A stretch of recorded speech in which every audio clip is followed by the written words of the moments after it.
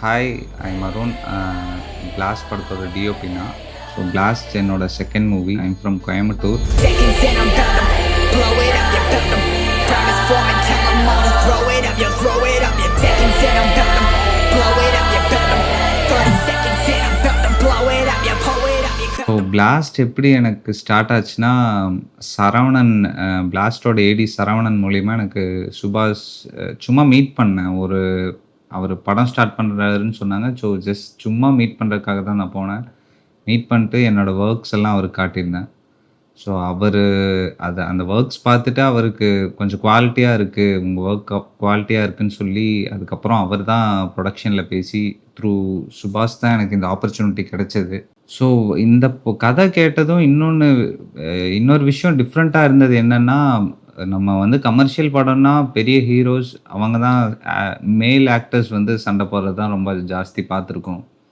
Comparatively இதில் பார்த்தீங்கன்னா, மேல் ஆக்டர்ஸ்க்கு ஈக்குவலாக வீட்டில் இருக்க அம்மாவும் பொண்ணும் சண்டை போடுவாங்க. அர்ஜுன் சாருக்கு ஈக்குவலாக அம்மாவும் பொண்ணும் சண்டை போடுற மாதிரி இருக்குது.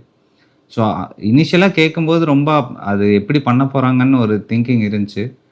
பட் ஆனால் அது ரொம்ப இன்ட்ரெஸ்டிங்காக இருந்துச்சு. நம்ம இதுவரை ஒரு ஃபேமிலியில் இருக்க பொண்ணுங்க அம்மாலாம் ஃபைட் பண்ணி பார்த்ததே இல்லை. ஸோ அது ரொம்ப இன்ட்ரெஸ்டிங்காக இருந்ததுனால இனிஷியலாகவே இது ரொம்ப பிடிச்சிருந்துச்சு கதை கேட்டதுமே. யாருக்கு நேரம் நடந்தாலும் தட்டி கேட்கணும். அர்ஜுன் சார் கூட நம்ம ஆக்ஷன் ஷூட் பண்ணுறது, அவர் ஆல்ரெடி ஆக்ஷன் கிங் அவர். ஸோ ஆக்ஷன் ஷூட் பண்ணும்போது ஒரு சீன் டிசைன் பண்ணி நானும் மாஸ்டரும் ரிஹர்சல் பண்ணிட்டு இருக்கும்போதே அர்ஜுன் சார் வந்து பார்த்துருவார். ஏன்னா மாஸ்டர் ரொம்ப இன்ட்ரெஸ்டிங்கான சில சீக்வன்ஸ் எல்லாம் ஷூட் பண்ணுறதுக்கு பிளான் பண்ணி வச்சுருந்தாரு. ஸோ அதெல்லாம் வந்து கேமராவாக பண்ணுறது கொஞ்சம் கஷ்டமாக இருந்துச்சு. ஏன்னா அவ்வளோ ஸ்பீடாக அர்ஜுன் சார் ப்ளே பண்ணுவார். ஆக்ஷன் வந்து அவர் அந்த கிக் எல்லாமே ஒரு 6 கிக்கு பண்ண வேண்டியது இருந்துச்சு ஒரே ஷாட்டில். அந்த 6 கிக்கையும் அவர் அர்ஜுன் சாரோட ஸ்பீடுக்கு நம்ம கேமராவில் கேப்சர் பண்ணுறது ரொம்ப கஷ்டமாக இருந்துச்சு. ஸோ அதை வந்து அர்ஜுன் சார் வந்ததும் ஃபஸ்ட்டு ரிஹர்சல்லே கேட்டுருவார், பண்ண முடியுமா, பண்ணிடுவியா, இல்லை அதுக்கு எதாவது ஐடியா சொல்லுவார். இந்த இடத்துல நான் இங்கே ஸ்லோ பண்ணுறேன், நீ அதுக்குள்ளே இந்த சைடு வந்துரு. ஸோ இது எல்லாமே அர்ஜுன் சார் ரொம்ப ஹெல்ப் பண்ணார். என்னென்னா ஒரு ஷாட் எடுத்து முடித்ததுமே எல்லோரும் ரொம்ப நல்லா இருக்கும்பாங்க. ஆர்டிஸ்ட் பெர்ஃபார்மன்ஸ் நம்மளுக்கு ஒரு எனர்ஜி கொடுக்கும். ஸோ அதெல்லாம் கொடுத்ததுனால அப்படி தனியாக எதுவுமே கஷ்டமாக இருந்த மாதிரி தெரில. டெய்லி ஷூட் போய் டெய்லியுமே ஆக்ஷன் இருக்கும் எங்களுக்கு. ஒரு 30 days 40 days ஆக்ஷன் இருக்கனால எப்போ போனாலும் செட்டில் ஆக்ஷன் தான் பண்ணிகிட்ருப்போம். அதில் பர்டிகுலராக சொல்லணுன்னா ஃபஸ்ட்டு சீக்வன்ஸு அர்ஜுன் சார்தும் ப்ரீத்தி தனியாக ஒரு ஃபஸ்ட்டு ஓப்பனிங் சீக்வன்ஸ் பண்ணியிருப்பாங்க. அது ரெண்டுமே ரொம்ப இன்ட்ரெஸ்டிங்காக இருந்துச்சு.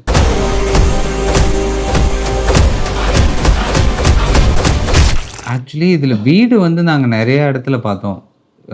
வீடு மட்டும் ஏன்னா வீட்டில் ஒரு 3 ஃபைட் சீக்வன்ஸ் இருக்குது வீட்டில். அந்த அதுக்கு தகுந்த வீடு ஸ்பேஸே எங்களுக்கு கிடைக்கல.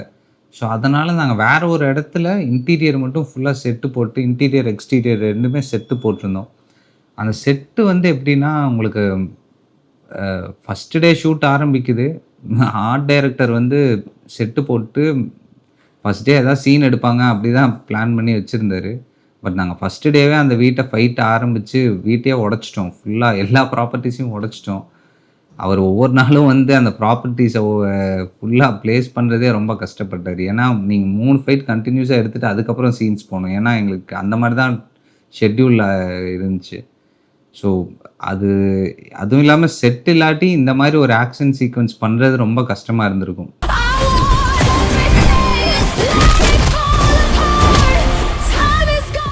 நாங்கள் ஷூட் பண்ணும்போதே ஆக்சுவலி இது லீனியராக ஷூட் பண்ணோம். சோனி வெனிஸ் 2ங்கிறனால உங்களுக்கு லீனியராக ரெக்கார்ட் ஆகும்.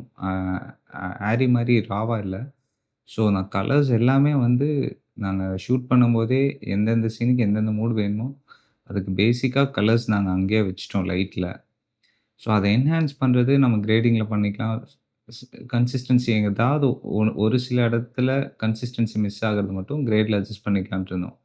ஸோ ஆஃப்டர் ஷூட்டிங் முடிஞ்சதும் கிரேடிங் வந்து ராஜசேகர் சார் பண்ணார். Hi, I'm Rajshekhar, colorist. 20 years of experience in this industry, so working for many films. And this film, Blast வந்து அருண் என்கிட்ட கொடுத்தது பண்ண சொன்னாங்க. அண்ட் திஸ் ஃபிலிம் முதல்ல படத்தோட விஷுவல்ஸ் பார்த்துட்டு அப்புறமா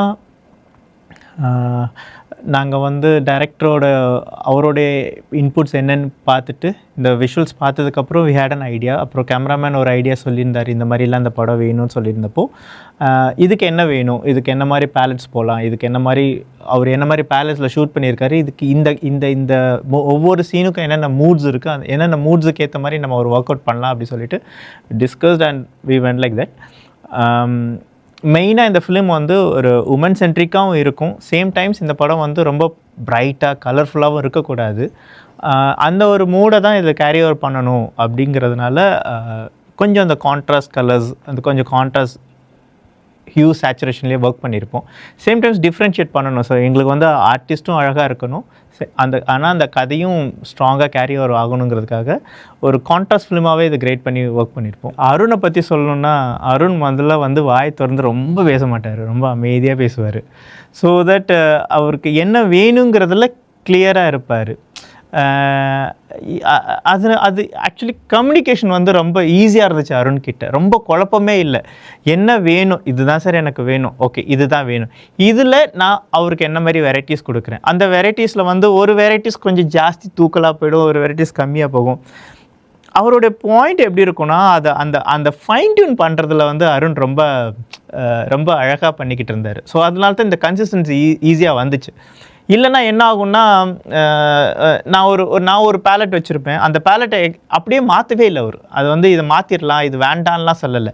இந்த பேலட்டை ஃபைன் டியூன் பண்ணுறத வந்து ரொம்ப அழகாக ஃபைன் டியூன் பண்ணதுனால எங்களுக்கு என்ன ஆயிடுச்சுன்னா, ஸோ ஆல்ரெடி கிரேட் ஃபிக்ஸ் ஆகிடுச்சு. அருண் வந்து ஃபைன் டியூன் பண்ண ஒரு 2-3 தடவை ப்ளே பண்ணி அதை ஃபைன் டியூன் பண்ணும்போது எங்களுக்கு டைமும் நிறையா கிடச்சிது. சேம் டைம்ஸ் அந்த கலர்ஸ் ஃபைன் டியூன் ஆகும்போது அந்த மூட்ஸுமே நிறையா போயிடுச்சு.